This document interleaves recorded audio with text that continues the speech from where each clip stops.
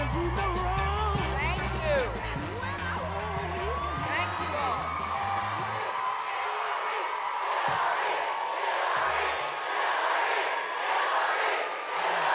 Thank you. Thank you all.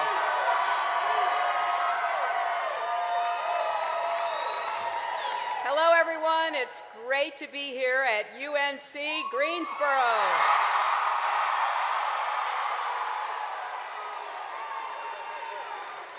Oh, I want to thank Martha for that wonderful introduction. It means so much to have her here, along with her wonderful daughter, Sarah, and her mother, Barbara.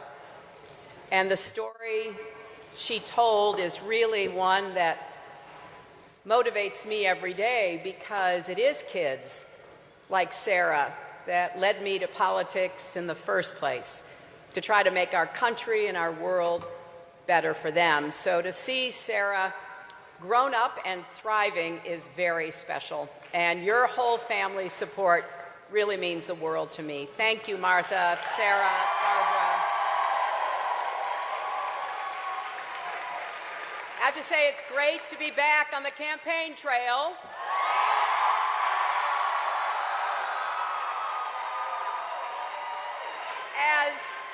As you may know, I recently had a cough that turned out to be pneumonia. I tried to power through it, but even I had to admit that maybe a few days of rest would do me good. And I'm not great at taking it easy, even under ordinary circumstances, but with just 2 months to go until Election Day, sitting at home was pretty much the last place I wanted to be. But it turns out having a few days to myself was actually a gift. I talked with some old friends. I spent time with our very sweet dogs. I did some thinking. You know, the campaign trail doesn't really encourage reflection. And it's important to sit with your thoughts every now and then. And that did help me reconnect with what this whole campaign is about. People like me, we're lucky. When I'm under the weather,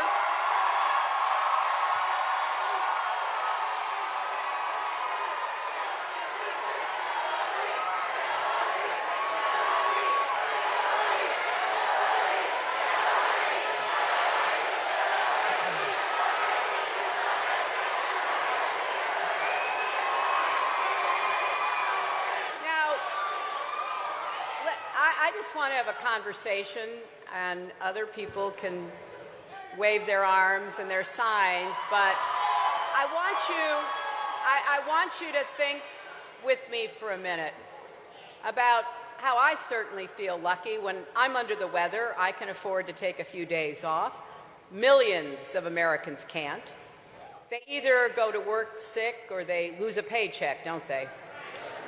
Lots of Americans still don't even have insurance, or they do, but it's too expensive for them to actually use. So they toss back some Tylenols, they chug orange juice, and they hope that the cough or the virus goes away on its own. Lots of working parents can't afford child care, which in many states costs as much as college tuition. So for millions of moms and dads, if they get sick, there's no backup. They're on their own, aren't they? That's a story for too many people still in America. When illness strikes or an accident happens, you feel you're on your own. If you lose your job or can't afford college, you're on your own. If your aging parent starts needing more help and you don't know what to do, you're on your own.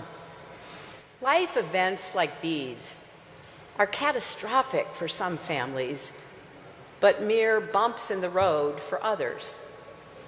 I have met so many people living on a razor's edge, one illness away from losing their job, one paycheck away from losing their home. And that goes against everything we stand for as Americans, because some things should not come down to luck. Some things should be within reach for everyone, no matter what.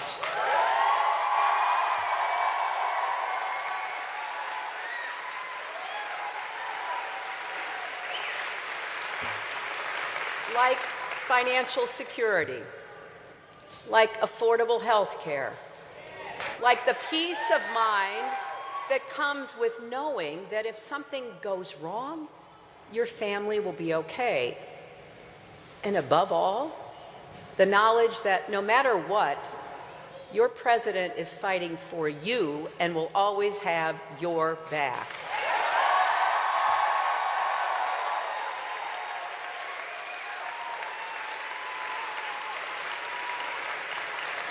That right there, that's why I got into this race. I am running for everyone working hard to support their families. Everyone who's been knocked down but gets back up.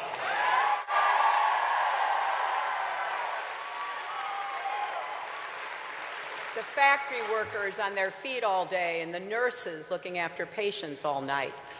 I'm running for young people like so many of you here who dream of changing our world for the better, and for all the parents and grandparents supporting those dreams by dedicating every dollar they can spare to your education.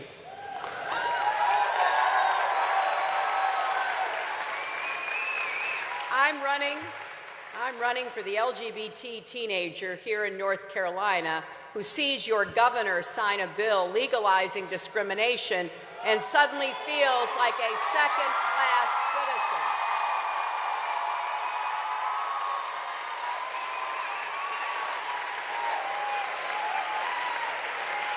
And if anyone wonders what the costs of discrimination are, just ask the people and businesses of North Carolina. Look at what's happening with the NCAA and the ACC. This is where bigotry leads, and we can't afford it, not here, not anywhere else in America.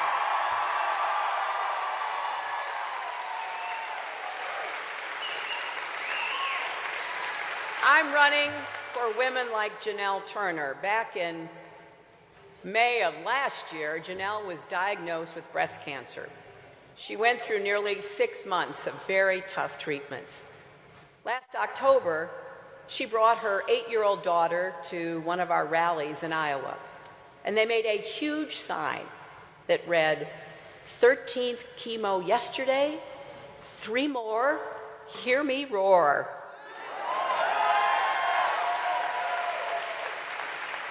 Wouldn't you want to meet the woman behind that sign? Well, I sure did. So we got talking and we stayed in touch. She keeps promising me she'll see me at the inauguration, and I tell her I'll keep working to get there, but she'd better be there too. I'm running for her and all the mothers and fathers trying to get and stay healthy so they can be there for their kids. But perhaps most of all, I'm running for those kids.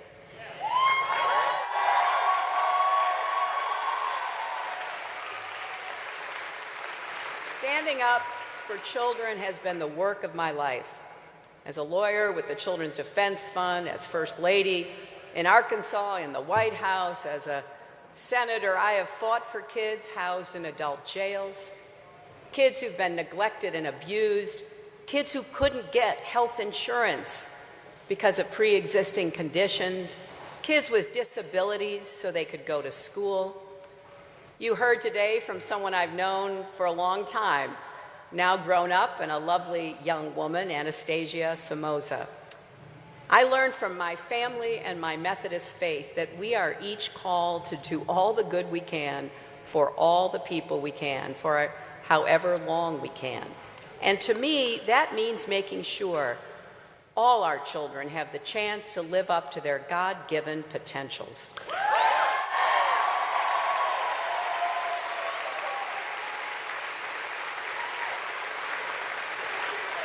So when I meet a little girl in Nevada, terrified that her parents are going to be deported, it hits me right in the gut.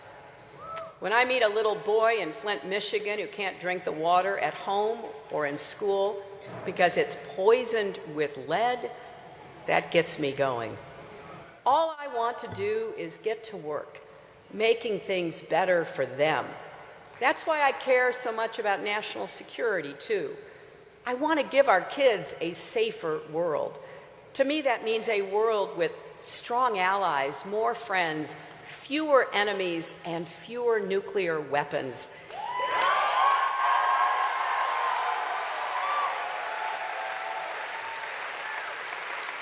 It also means leading the fight against climate change so we can leave our kids a healthy planet.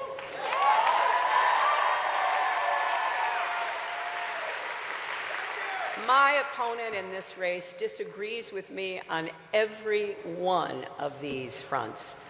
Just a few days ago, he said that if another country's troops taunted ours, not fired at them, but taunted them, just taunts, he would respond by blowing them out of the water. He would start a war over that.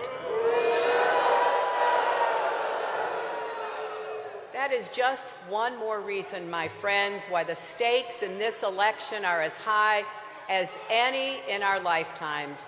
You know, I've been involved in politics in one way or another for many years. It is not an easy business. It can get rough, and I've built up some defenses. When it comes to public service, I'm better at the service part than the public part. But this is why I do it, and this is who I'm in it for. To make life better for children and families. And that's what this race has always been about for me. Well, now we're in the final stretch.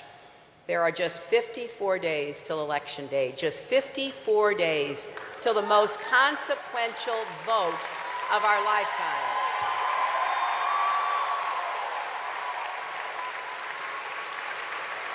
And just a little more than a month until early voting starts here in North Carolina. Let's make these days count, particularly here, because you know what your governor and legislature tried to do. Make it harder for young people to vote, harder for people of color, harder for people with disabilities, harder for the elderly. There can't be any more motivation than that, to make sure every young person, every person of color, every person with a disability, every older person turns out